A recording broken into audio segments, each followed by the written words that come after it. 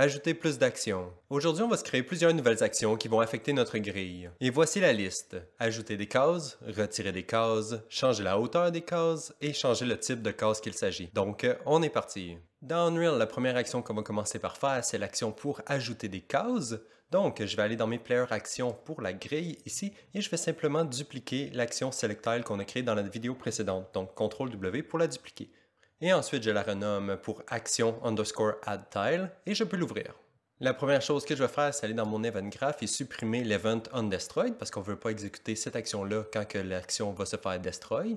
Ensuite, je vais aller dans ma fonction de execute action et je vais simplement tout supprimer ce qu'il y a à l'intérieur. Et ici, pour la logique, c'est relativement très simple. On veut simplement regarder si la case existe déjà dans notre grille. Ici, ce n'est pas le cas, on veut la rajouter. Mais par contre, pour pouvoir faire ça, il nous manque quelques fonctions. Donc, on va retourner dans notre grille pour commencer. Je vais retourner dans Entry, dans Core, Grid, et je vais ouvrir BP Grid. Et ici, je me crée une nouvelle fonction à gauche. J'ai nommé la fonction isIndexValid, puisque c'est la fonction qui va regarder si l'index fait déjà partie de notre grille à ce moment. Elle prend un index en input qui s'agit d'un endpoint et nous retourne un booléen qui se nomme isValid. J'ai aussi fait sûr de mettre la fonction pure ici en haut à droite. Et pour la logique de la fonction, c'est pas trop compliqué. On prend nos grid tiles et on regarde si l'index fait partie de nos grid tiles et c'est tout. On retourne le result.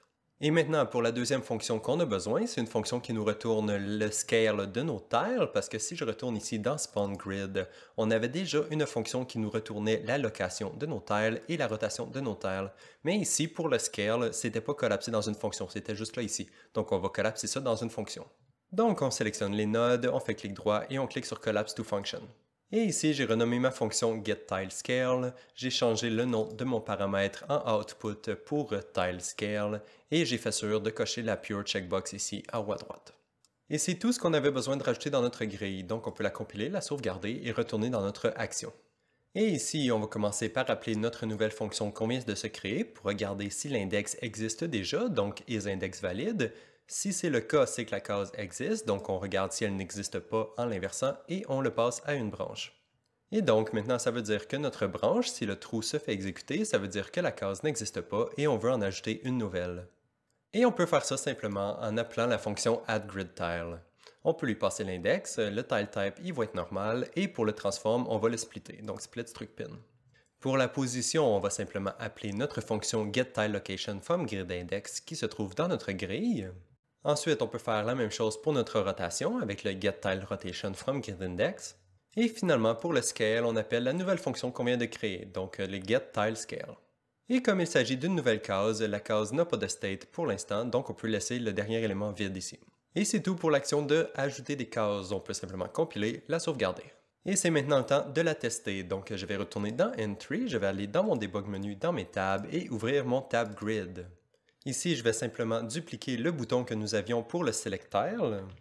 Et ensuite, je change le texte de mon bouton pour qu'il soit écrit Add Tile. Et pour le Left Click Action, je sélectionne mon action pour ajouter une case qu'on vient de créer. Et c'est tout, on peut maintenant compiler, sauvegarder, retourner dans notre level et faire Play. Et maintenant, si on sélectionne notre action d'ajouter une case, elle devient bleue. Et si on clique sur des cases qui ne sont pas dans la grille, ça les ajoute. Parfait. Et maintenant, si on la désélectionne, on ne peut plus ajouter de cases et on peut resélectionner Select Tile si on veut. Et on peut passer d'une action à l'autre sans problème. Parfait, c'est exactement ce qu'on veut. On peut faire stop. La prochaine action qu'on va faire, c'est la plus simple et la plus rapide à faire, et ça va être l'action pour retirer les cases de notre grille. Et je vais simplement commencer par dupliquer l'action qu'on vient de créer pour ajouter des cases. Je la nomme Action Remove Tile et je peux l'ouvrir. Ensuite, dans mon Execute Action, je vais simplement tout supprimer ce qu'on avait.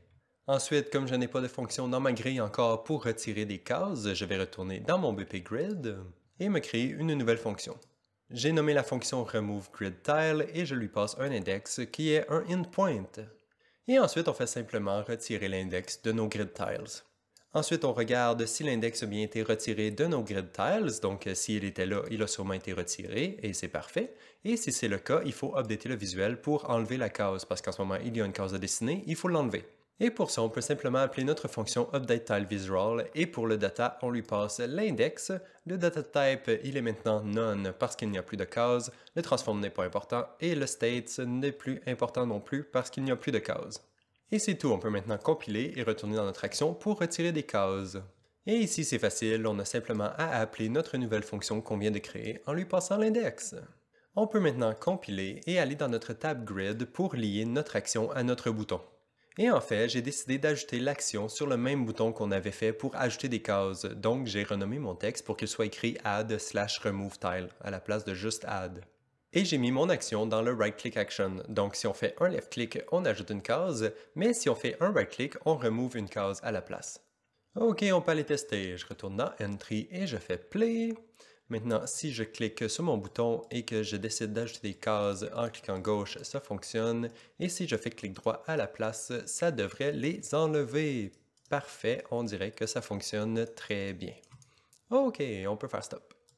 Donc là, on est à la mi-chemin, on a créé 2 actions et il nous en reste 2 à faire, mais avant d'aller faire ça, je crois que ça serait intéressant d'aller rajouter une autre petite feature avant, et ça serait la possibilité de pouvoir simplement tenir notre bouton souris enfoncé et exécuter l'action à chaque fois qu'on change de tile index, au lieu de devoir cliquer sur la prochaine case, cliquer sur la prochaine case et la prochaine et encore et encore et encore.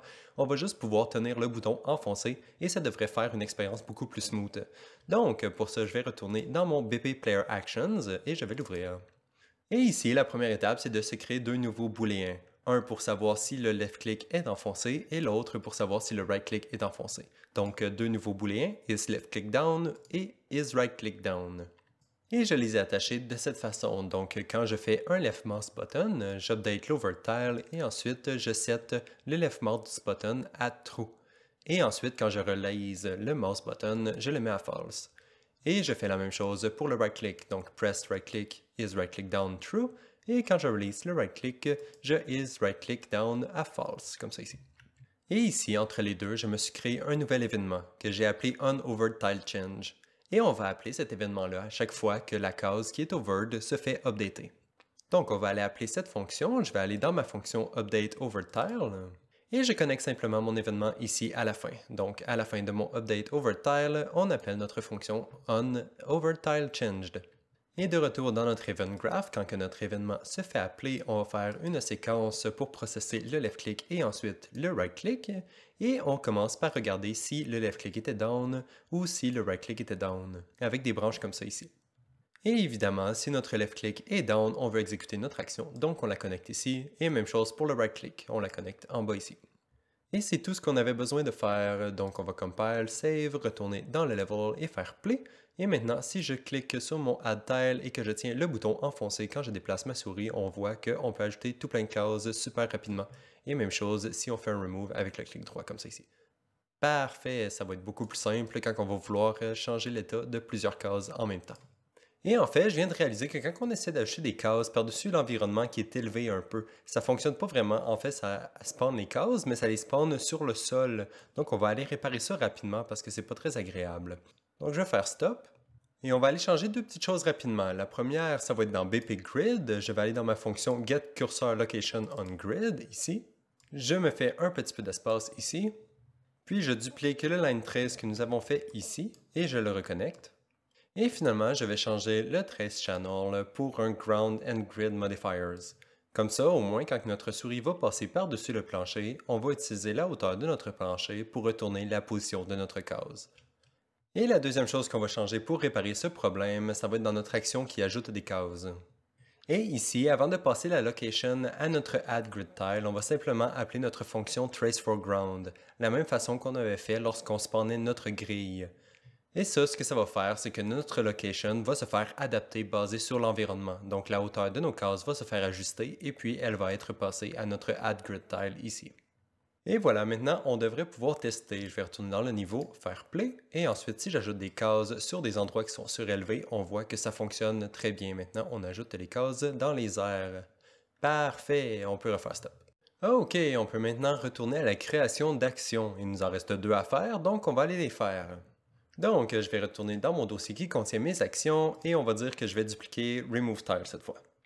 Je l'ai renommé Action underscore Increase Decrease Tile Height parce qu'on va se servir de la même action pour faire les deux et je peux l'ouvrir.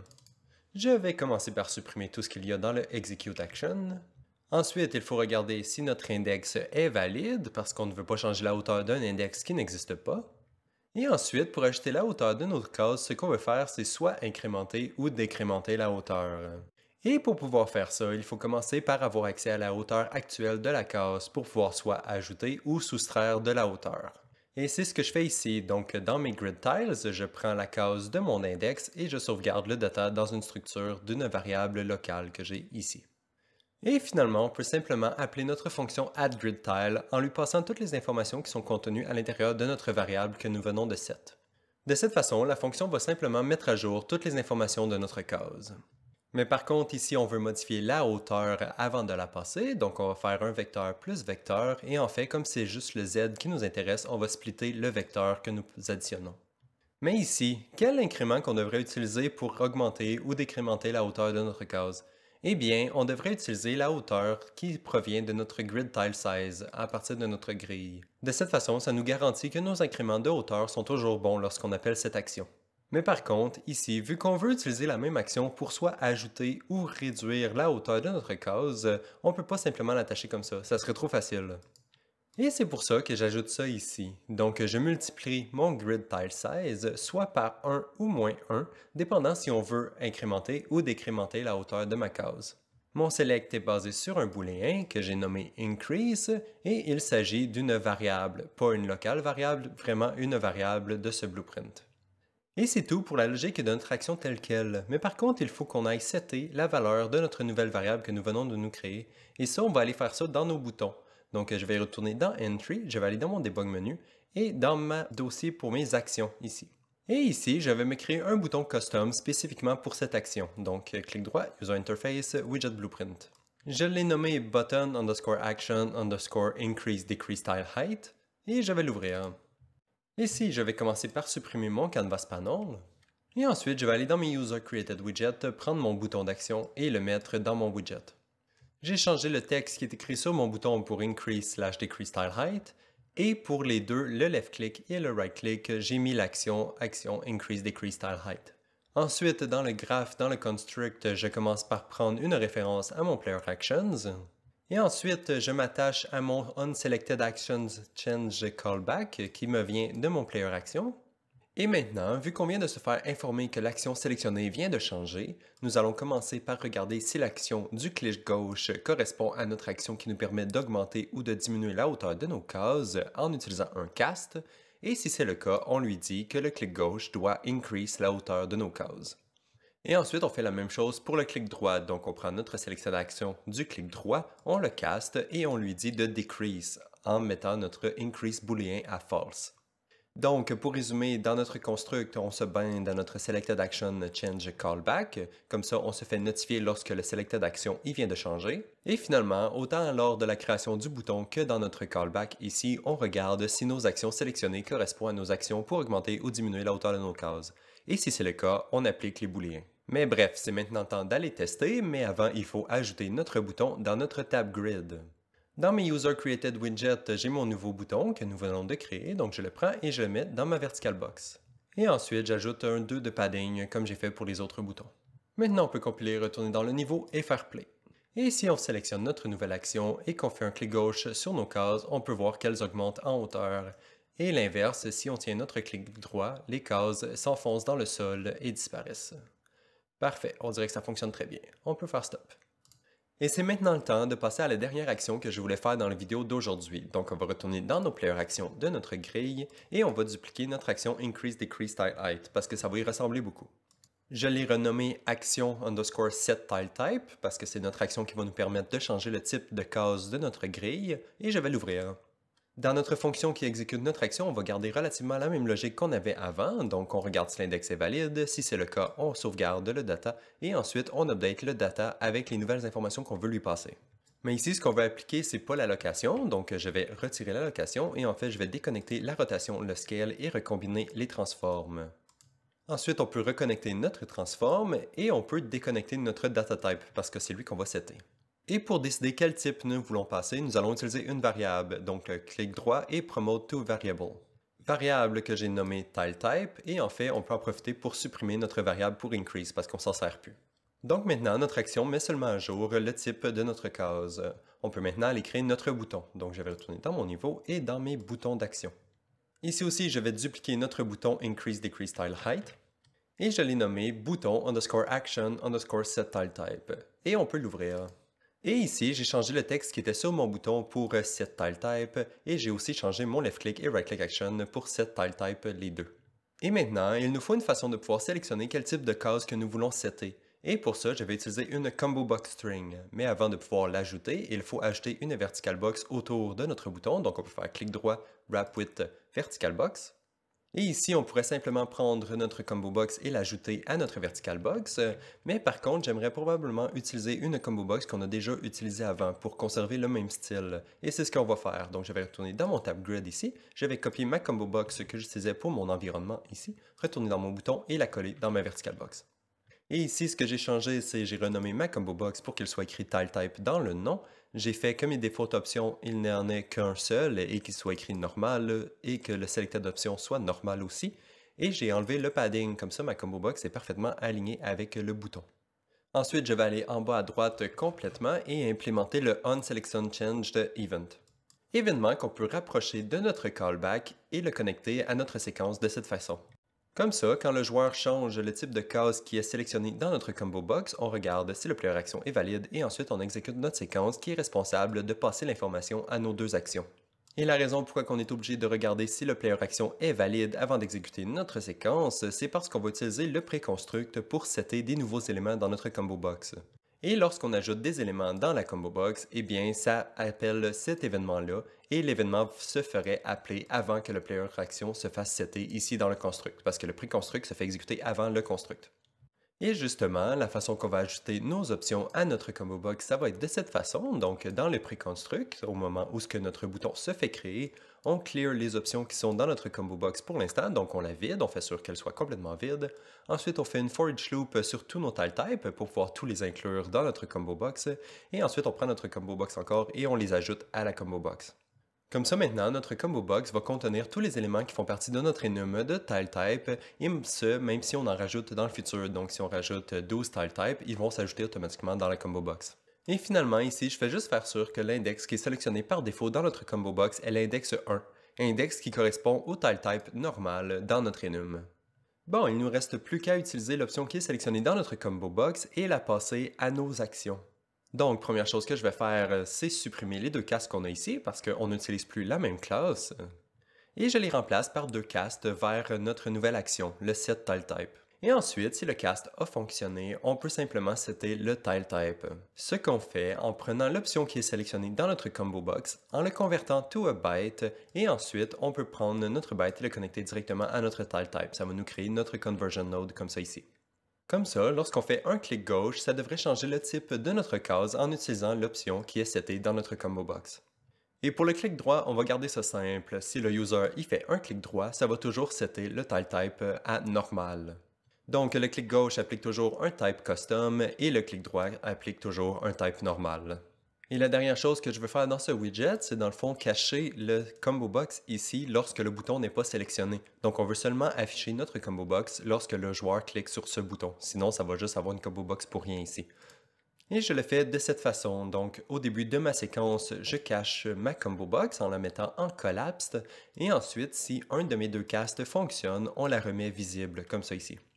Donc, si mes deux castes ici fail, ça va nous indiquer que l'action n'est pas sélectionnée et ça ne va pas rendre la combo box visible. Et c'est tout, on a fini, il manque juste à aller le tester, donc je vais retourner dans mon tab grid pour ajouter le bouton. Ici, je prends mon bouton Set Tile Type qu'on vient de se créer et je l'ajoute dans ma vertical box et je mets un padding de 2. Et c'est tout, on peut maintenant compiler, retourner dans le level et faire play. À gauche, si je sélectionne mon action, on voit que ça fait apparaître ma combo box en dessous ici. Et si je sélectionne un autre type que normal, donc on va dire obstacle, et que je clique sur ma grille, on voit que les cases disparaissent parce que les cases qui sont de type obstacle n'ont pas de grille. Et ensuite, si je fais un clic droit, les cases réapparaissent parce qu'elles sont de retour à normal. Et on peut faire la même chose pour none, comme ça ici. Et voilà, maintenant ça conclut la vidéo d'aujourd'hui. On a créé plusieurs types d'actions qu'on peut utiliser et s'amuser pour changer notre grille. Et on va pouvoir commencer à faire d'autres actions plus intéressantes dans la prochaine. Et je crois que ça va être presque rendu le temps du pathfinding en fait. Bref, on va voir ça dans la prochaine. So, bye bye!